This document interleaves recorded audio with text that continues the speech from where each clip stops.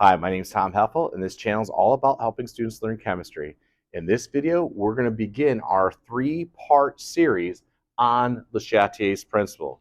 The first video of this series is going to talk about changes in concentration, and then we're going to talk about changes of pressure, and then finally the third video is going to be on changes of temperature. But let's get right into LeChatelier's principle and talk about what it is. Okay, basically it says that if you have a system that's at equilibrium, and then you do one of these three disturbances or changes, that according to LeChatelier's principle, it will try to counteract that disturbance. So if you increase the concentration, it's going to try to decrease the concentration. If you try to increase the pressure, it's going to try to decrease the pressure. And if you increase the temperature, it's going to try to decrease the temperature. It's going to counteract whatever type of disturbance or change that you create on the system. And this first video is going to slowly focus on concentration changes. So let's say we have this chemical reaction that's in equilibrium of A to B. Now we know we have to have a balance of A and B. And if we start out at time equals 0 with a whole bunch of A and absolutely none of B, we know that this will initially shift to the right so that we can start producing at least some amount of B. So I do know that the concentration of A is going to initially go down, and then it'll level off. And then as that happens, the concentration of B is going to increase and then level off. And somewhere right around here, equilibrium is established. So this beginning part is what we call the shift. Okay, so there's going to be some type of shift or change in order to establish what we call equilibrium. And we know equilibrium is established when these values start to stay constant. Now, let's say I wait for A and B to get into equilibrium, and then I measure their concentrations of the amount of A and the amount of B, and it comes out that A has a concentration of 3, okay, and B has a concentration of 2, okay.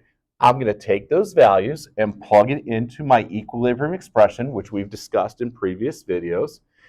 B is equal to 2, and A is equal to 3, and this would come out to an equilibrium constant of 0.67. So when A and B is in equilibrium, its ratio of products to reactants likes to be at this number of 0.67. Now, if I do something to disturb this equilibrium, according to LeChatelier's principle, it's going to try to counteract that. Okay, so if I do this, it's going to do that. Okay, so what I'm going to do to disturb this equilibrium is I'm going to increase the amount of A. I'm going to take it all the way up to the value of 8. Okay, so I've added, a whole bunch of A to this to get it up to a value of 8. Well, if A is now at 8 and B is at 2, the ratio of the products and reactants are no longer 0.67. Let's calculate what it would be. Now, to calculate that, we call this the reaction quotient, but it's calculated exactly the same way as your equilibrium expression. It's just going to be B over A. B is still 2, but A is no longer 3. Now it's 8. So this number now is 0.25. And if this number does not match the equilibrium constant, it is no longer in a state of equilibrium. So I'm going to put in here, not at equilibrium when this value equals 0.25. It wants to equal the value of 0.67.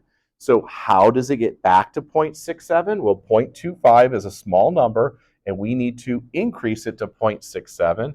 The way you increase it is by increasing the numerator or decreasing the denominator. So if we increase the amount of B, okay, increasing the numerator, and we decrease the denominator, which is A, well, what type of shift is that when A goes down and B goes up?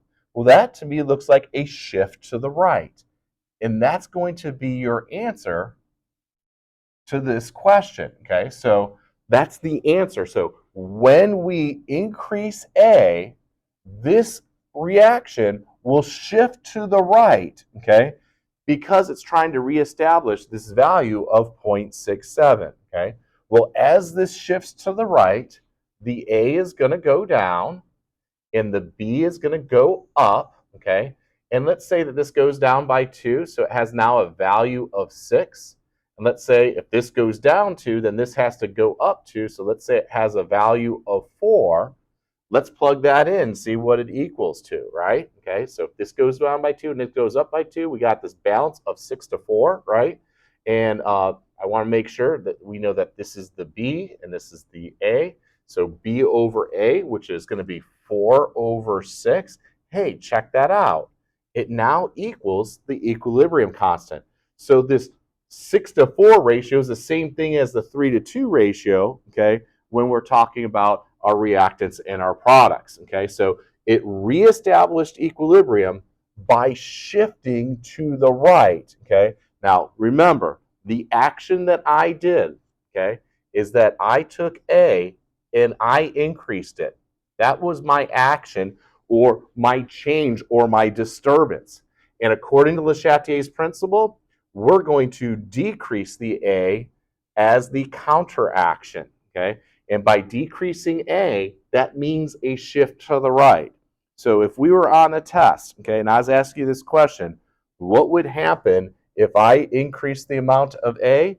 You would say, well, A would decrease by the chemical reaction shifting to the right in order to reestablish its K value. Okay, so in this situation, okay, when there has been an action and a counteraction, as soon as it reestablishes equilibrium, the K value gets back to where it started. So the K value never changed, okay? The K value ends up being constant at 0.67, okay? So to conclude, okay, when you do some type of action, there will be a counteraction. If I increase the A, according to LeChatelier's principle, A will be decreased. But in reality, it never gets back to the numbers of 3 and 2. In this case, it got back to the values of 6 and 4, but the ratio of the products and the reactants end up being the same, and that's why the equilibrium constant stays the same. If you found this information helpful, please give it a like and subscribe. When you add that comment, it really pushes this information out to other students. And the next video, we're going to talk about pressure changes. And then the third video is going to be temperature changes.